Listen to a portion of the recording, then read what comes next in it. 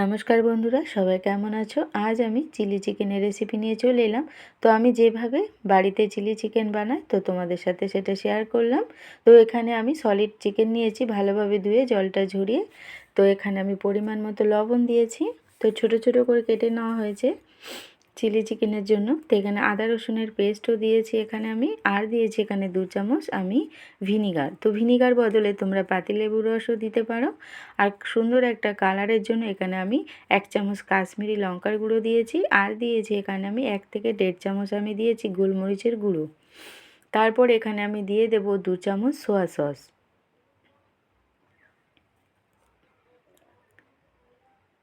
2 চামচ soya sauce দেওয়ার পরে এখানে আমি 2টো ডিম ভেঙে দেব। 2টো ডিম ভেঙে এখন আমি হাতের সাহায্যে সুন্দরভাবে মাখিয়ে নেব। তো তোমরা চাইলে চামচের সাহায্যেও মাখাতে পারো। এখন আমি 40 থেকে 45 মিনিটের জন্য ঢেকে রাখবো, তাহলে সুন্দর একটা সফট হবে চিকেনগুলো, ভালো লাগবে। তো আমার 45 মিনিট আমি রেখেছিলাম। তো এখন এর মধ্যে হাফ চামচ মতো আমি লঙ্কার গুঁড়ো দিলাম, যেহেতু আমরা এখানে একটু ঝাল ঝাল ভালোবাসি। তো তোমরা ঝালটা বুঝে দিও পরিমাণ, যেহেতু এখানে গোলমরিচের গুঁড়ো আছে। তারপরে ভালোভাবে মাখিয়ে এখানে আমি কর্নফ্লাওয়ার দিয়ে দেব। তো এখানে আমি 4 চামচ কর্নফ্লাওয়ার দিয়েছি ভরে ভরে। আমি যে চামচ দিয়ে মাখাচ্ছি চিকেনটা, সেই চামচ দিয়ে আমি 4 চামচ ভরে ভরে দিয়েছি। তো প্রয়োজন মতন তো আবার লাগলে আমি দেব। তো এখন সুন্দরভাবে আমি কর্নফ্লাওয়ারগুলো মাখিয়ে নিয়েছি। তো বন্ধুরা, আমি কিন্তু পরে আবার 1 চামচ কর্নফ্লাওয়ার দিয়েছি। তো সুন্দরভাবে মাখা হয়ে গেছে। এখন আমি কড়ার মধ্যে তেল দিয়েছি। তেলটা গরম হয়ে গেলে এখন আমি মিডিয়াম আঁচে পকোড়াগুলো সুন্দর করে ভেজে নেব। তো এই পকোড়াগুলো শুধু খেতে ভালো লাগে, যেহেতু ভিনিগার দিয়ে মাখানো ছিল, দারুণ একটা নরম হয়েছিল, খেতে অসাধারণ হয়েছিল পকোড়ার টেস্টটা। তো তোমরা এভাবে পকোড়াগুলো ভেজে খেতে পারো। তো মিডিয়াম আঁচে ভেজে নেব, বেশি কড়া করে ভাজবো না, ভালো লাগবে না। তো হয়ে গেছে আমার পকোড়া ভাজা চিলি চিকেনের জন্য। তো বাকিগুলো আমি একইভাবে ভেজে নেব।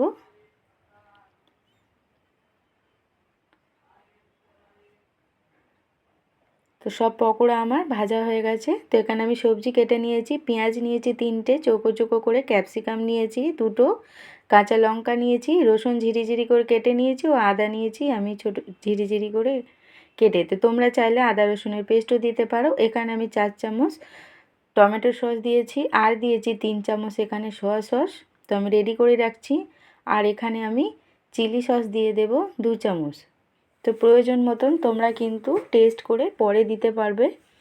তো এখানে আমি দিয়ে এখন আমি হাফ চামচ এখানে আমি কাশ্মীরি লঙ্কার গুঁড়ো দিয়ে দিলাম, আর দিয়ে দেব এখানে আমি গোলমরিচের গুঁড়ো হাফ চামচ। তো সুন্দরভাবে মাখিয়ে আমি রেডি করে রাখছি। তো এখানে আমি 1.5 চামচ কর্নফ্লাওয়ারও নিয়েছি। কর্নফ্লাওয়ার মধ্যে আমি লবণ কিছু দেব না, এখানে সিম্পল জল দিয়ে আমি গুলে রাখছি চিলি চিকেনের জন্য।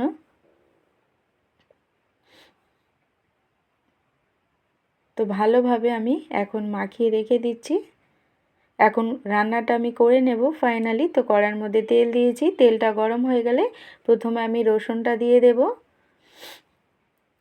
রসুনটা একটু হালকা নাড়াচাড়া করে আমি আদাটাও দিয়ে দেব। তো তোমরা কিন্তু পেস্টও এখানে ব্যবহার করতে পারো। তো একটু নাড়াচাড়া করে এখন আমি পেঁয়াজগুলো দিয়ে দেব।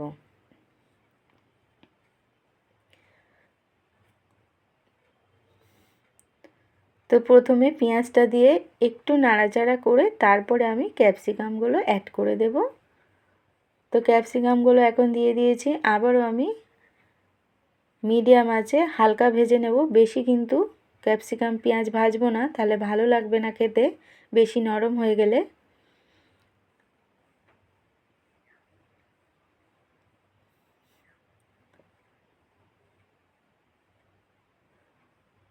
আজ কিন্তু তোমরা বাড়িয়ে করবে না, যেহেতু এটা কাঁচা লঙ্কা তরকারিটা হবে, আমি অল্প গুঁড়ো লঙ্কা অ্যাড করেছি। তো এখানে আমি 7 থেকে 8টা কাঁচা লঙ্কাও চিড়ে দিলাম। তো তোমরা লঙ্কার ঝাল অনুযায়ী তোমরা লঙ্কাটা দিও, যে যতটা খাবে পরিমাণ অনুযায়ী ঝালটা দিও।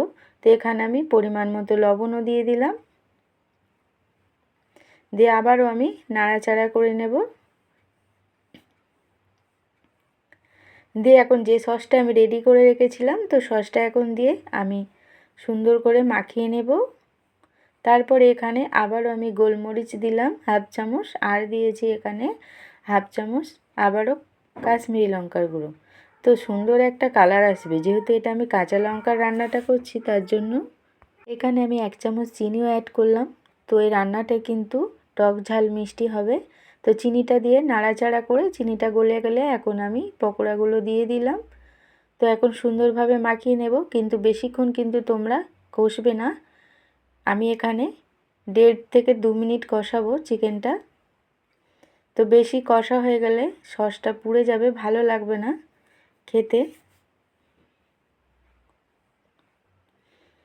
সস দেওয়ার পরে চিকেনটা কিন্তু বেশি কষা যাবে না। তো অল্প এখানে আমি জলও দিলাম যাতে লেগে না যায়।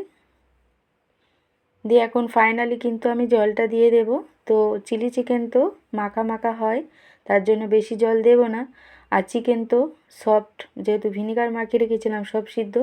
তো ভালোভাবে ফুট ধরলেই আমি এখানে যে কর্নফ্লাওয়ারটা রেডি করে রেখেছিলাম গুলে, তো সেটা দিয়ে দিলাম। তো দেখো ফাইনালি কিন্তু একদম রেডি আজকের আমার চিলি চিকেনের রেসিপি।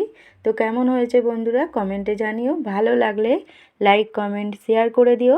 নতুন বন্ধুরা ইউটিউবে আমার সাবস্ক্রাইব করে পাশে থেকো বন্ধুরা। তো আজকের মতো টাটা, আবারও আসবো নতুন নতুন ভিডিও নিয়ে।